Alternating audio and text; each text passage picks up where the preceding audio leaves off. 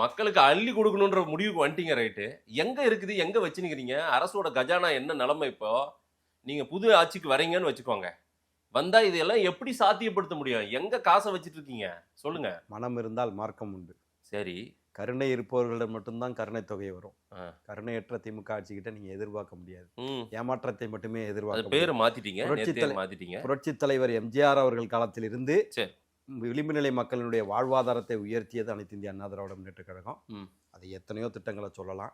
அன்றைக்கு விவோக்களை கொண்டு வந்ததிலிருந்து இப்போ வந்த 7.5% இடஒதுக்கீடு வரை அத்தனை திட்டங்களையும் நாங்கள் வந்து செயல்படுத்தி தான் இருக்கிறோம். ம். குறிப்பாக எப்படி நீங்க செயல்படுத்துவீங்கன்னு நீங்க கேட்குறீங்க. எங்க இருக்குன்னு எங்க இருக்குன்னு கேட்குறீங்க. நிதி எங்க? எங்க இருக்குன்னு கேட்குறீங்க.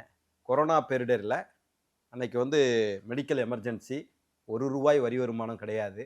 22 லட்சம் பேருக்கு அம்மா உணவகங்கள் மூலமாக தினந்தோறும் உணவை அளித்தது அனைத்து இந்திய அண்ணா திராவிட முன்னேற்ற கழகம். வரி வருவாய் இல்லாமல். திமுக அரசு அன்றைக்கு இருந்திருந்தால் பல லட்சம் பேரை சாவடிச்சிருப்பாங்க. என்ன, அதனால நாங்கள் ஏற்கனவே அந்த மாடலை பண்ணியிருக்கிறோம். மக்களின் நலன் தான் முக்கியம்னு சொன்னால் நம்மளால பல்வேறு விதங்களில் ஸ்ட்ரீம்லைன் பண்ண முடியும்.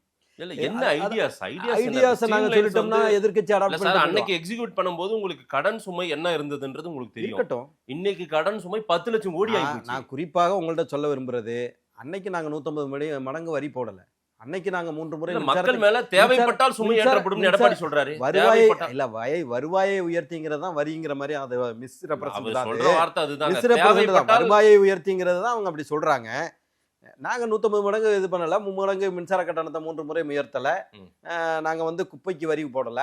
குப்பைக்கு ஃபார்வர்ட் டேட் போட்டு 2015 நாங்க கேட்கல. இது போன்ற வணிக கட்டிடங்களுக்கு 18% வரியை நாங்க போடல. பல லட்சம் கோடி 4.25 லட்சம் கோடி கடனை நாங்க வாங்கல. ஒண்ணு இதை செய்யணும், இல்ல அதை செய்யணும்.